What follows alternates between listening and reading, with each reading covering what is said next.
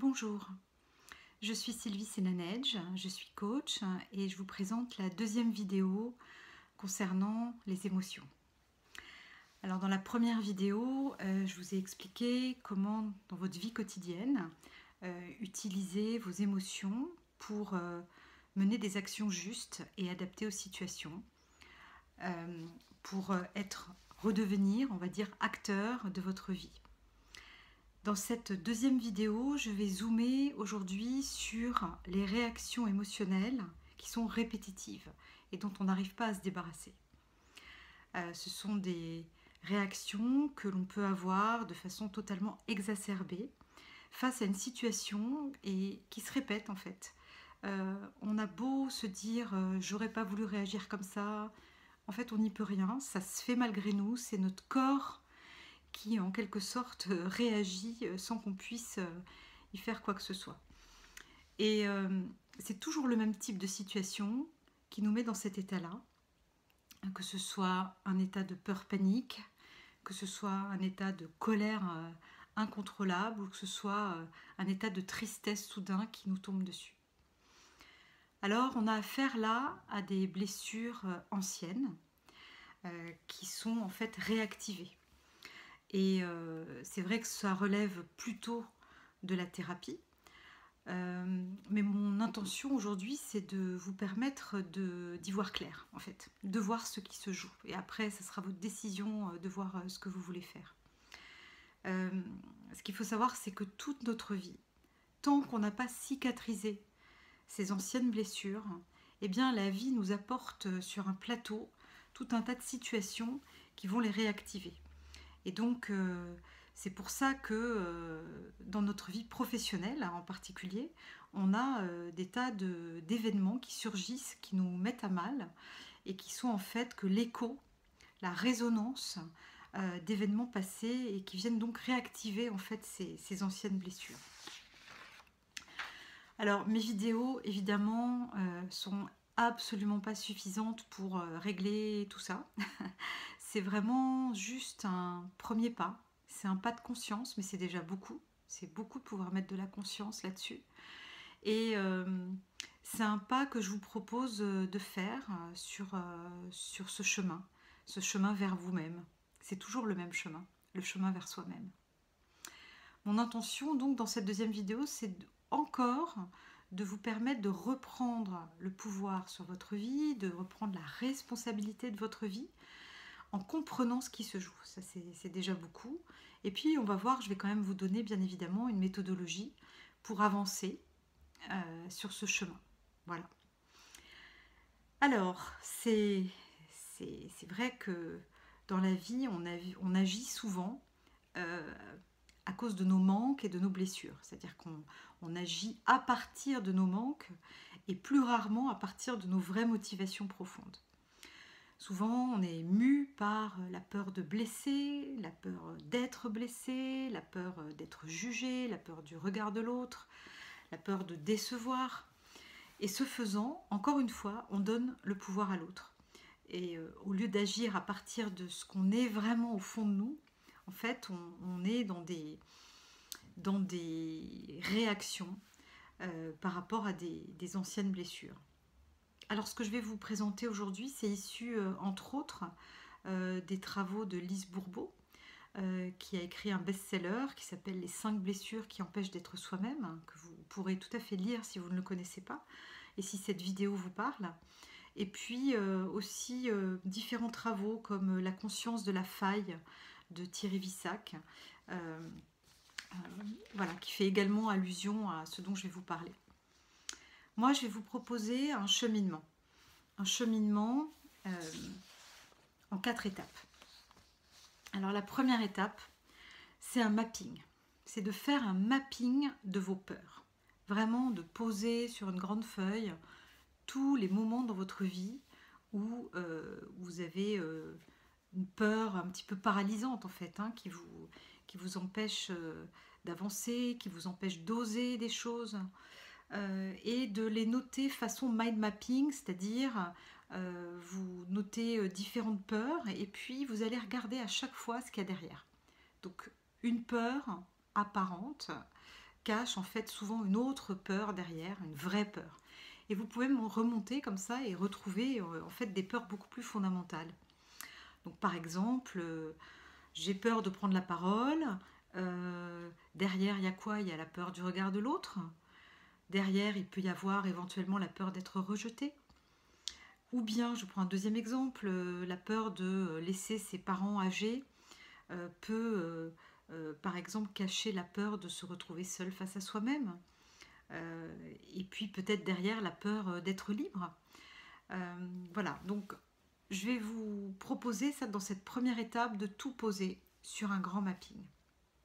La deuxième étape, c'est de trouver la peur la plus forte, celle qui résonne et qui peut-être même revient comme peur de cause des différentes autres peurs. Vous allez voir que si ça se trouve, vous allez toujours retomber un petit peu sur la même chose.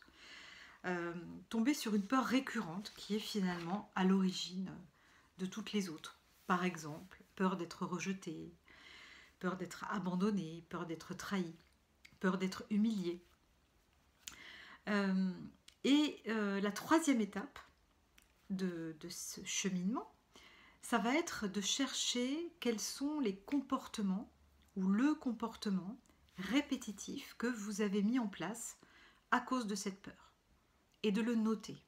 Et vous verrez que ce comportement en fait va avoir quelque chose d'aberrant parce qu'en fait il ne va pas forcément être adapté aux situations mais en tout cas c'est ce que vous faites. Alors par exemple, j'en ai noté plusieurs qui peuvent vous donner une illustration de mon propos dans cette étape de recherche du comportement aberrant et répétitif. Par peur d'être rejeté, par exemple, je m'ajuste aux autres et je m'oublie. Ou bien, autre exemple, par peur d'être abusé, je me ferme, je me méfie. Par peur d'être grondé ou humilié, je me tais, je n'ose pas dire ma vérité. Ou bien encore, par peur d'être étouffé, je refuse d'aimer vraiment. Voilà des exemples de rédaction que je vous invite à chercher. Donc c'est un travail qui demande un petit peu d'introspection. Vous pouvez encore une fois vous faire aider pour ça.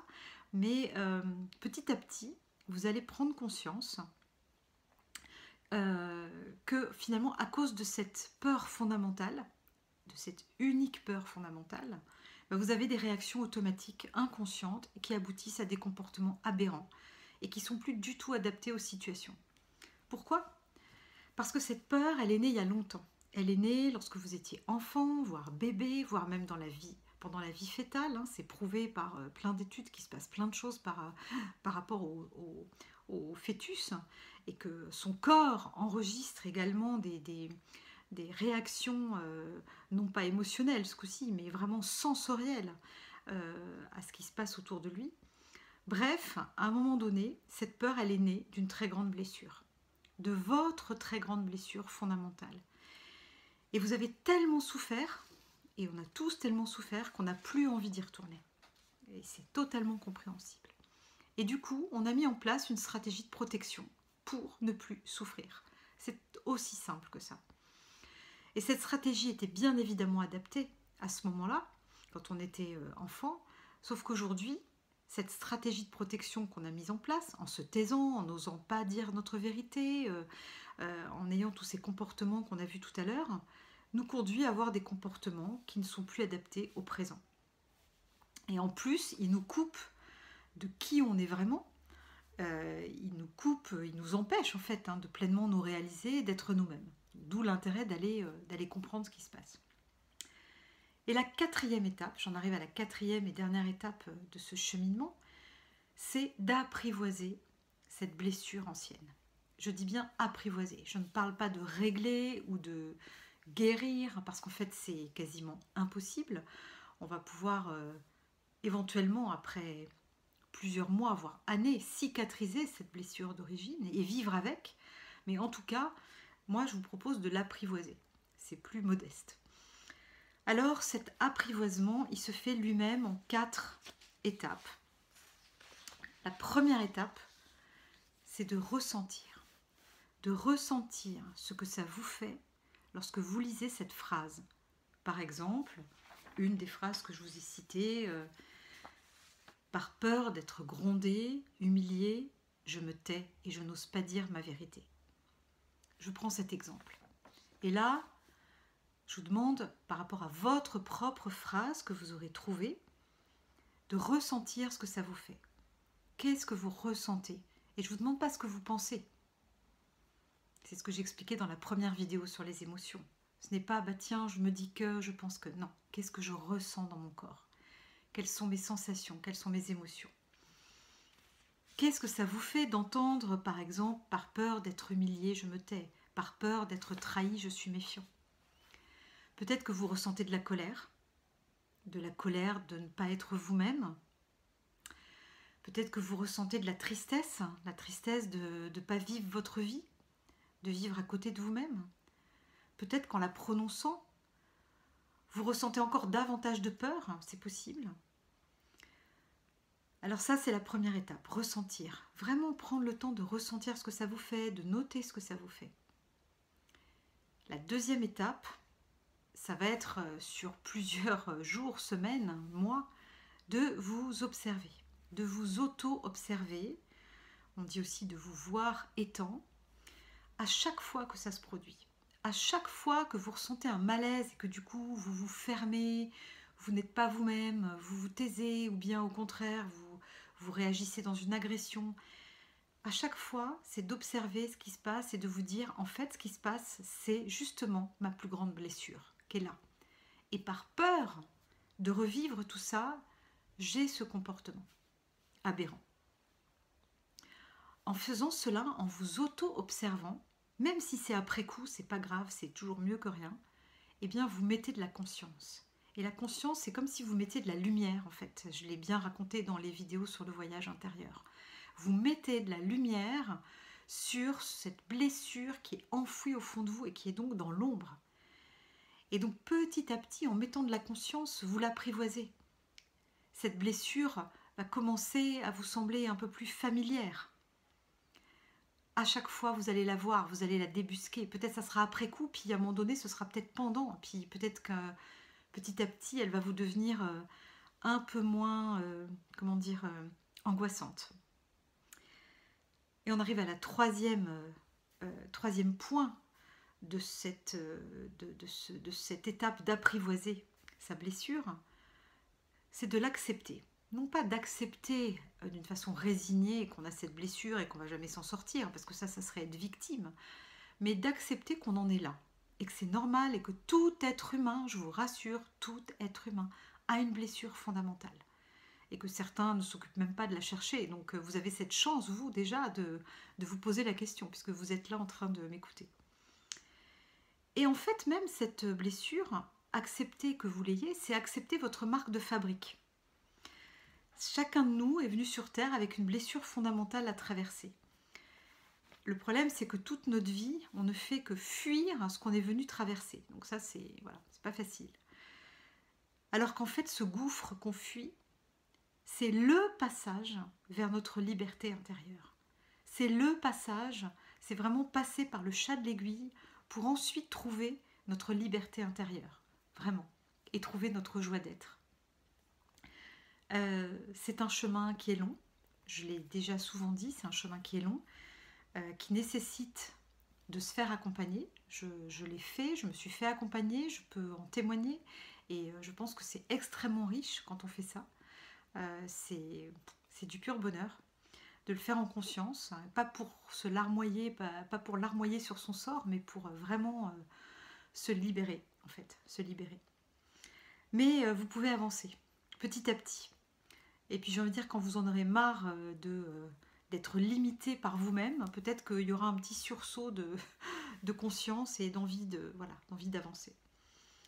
Et puis, quatrième point dans cette étape d'apprivoiser sa blessure, c'est de poser une intention, poser des mots sur ce que vous avez envie de transformer. À un moment donné, ça ne va pas se faire au début, mais à un moment donné, vous allez peut-être avoir envie, dans un sursaut, dans un élan de vie, de vous dire, mais il y a quelque chose que j'ai envie de transformer. Je n'ai pas envie de continuer à subir ça tout le temps. Donc par exemple, je vais vous donner là 3 exemples. Si par exemple, votre phrase c'est « par peur d'être grondé, je me tais, je ne dis pas ma vérité », ce que vous pouvez transformer, peut-être, ce que vous pouvez poser comme intention, c'est un exemple, hein, bien sûr, c'est de parler à partir de votre cœur, de parler à partir de vos besoins, sans accuser l'autre. Et du coup, votre parole pourra peut-être être entendue. C'est un exemple. Autre exemple, si votre phrase c'est par peur d'être trahi, je suis méfiant. Eh bien peut-être vous pouvez avoir envie de transformer cette méfiance et vous pouvez poser l'intention, vraiment l'écrire. Je pose l'intention de regarder l'autre avec un nouveau regard, avec un regard neuf. Par exemple, une idée, une suggestion, c'est de regarder l'autre en face comme un petit enfant, de voir en lui le petit enfant qu'il a été. Ça, je vous assure, moi je l'ai fait, c'est vraiment quelque chose qui change complètement notre vision. En fait, d'un seul coup, on voit dans les êtres adultes des enfants souffrants. Et ça nous aide à avoir beaucoup de compassion en fait envers eux. Et du coup, par rapport à cette notion de méfiance, ça aide vraiment à regarder l'autre autrement. Troisième exemple, si votre phrase c'était par peur d'être rejeté, je m'ajuste en permanence aux autres et du coup je m'oublie moi-même, alors vous pouvez poser l'intention d'expérimenter une fois, de vous faire plaisir, de vous faire du bien et de voir ce que ça fait, de ressentir ce que ça fait de vous faire du bien. Vous qui ne vous faites jamais du bien, vous qui ne prenez jamais de temps pour vous, eh bien, vous expérimentez ce que ça fait et vous le vivez en conscience. Et c'est vraiment par des tout petits pas. Il faut y aller par petites touches, par petits pas, des petits actes faciles à mettre en œuvre au quotidien. En ayant l'intention de le faire, alors, si vous ressentez ce que ça vous fait, vous allez observer des micro-changements. Et c'est ce chemin-là, c'est vraiment un chemin fait de petits cailloux, voilà, comme le petit pousset. C'est un chemin long, mais si vous vous faites accompagner, vous irez plus vite. Vous pouvez vous faire accompagner individuellement en thérapie. Vous pouvez aussi vous faire accompagner dans des groupes de thérapie. Par exemple, en Gestalt, il y a beaucoup de groupes. Et vous verrez que les effets du groupe sont vraiment des occasions d'avancer grâce aux autres, en fait, grâce aux résonances des autres, grâce aux échos que les autres ont dans votre propre vie. Voilà, la blessure, hein, je ne vais pas vous vendre du rêve, la blessure ne disparaît pas, mais la blessure, en revanche, peut cicatriser. Et puis petit à petit, vous aurez un plus grand sentiment de liberté intérieure, comme je vous l'ai dit tout à l'heure. Vous pourrez être fier de vous. Vous pourrez ressentir un allègement qui vous mettra dans une joie profonde, en fait, la vraie joie intérieure. Vous aurez aussi davantage d'estime pour vous. Voilà, donc en conclusion, mes vidéos ne suffisent pas à régler tout ça, mais j'espère vous avoir donné envie de vous mettre en chemin, si ce n'est déjà fait, et puis voilà, d'avancer sur ce chemin, de grandir, de vous réaliser et d'être pleinement vous-même. Voilà, à bientôt.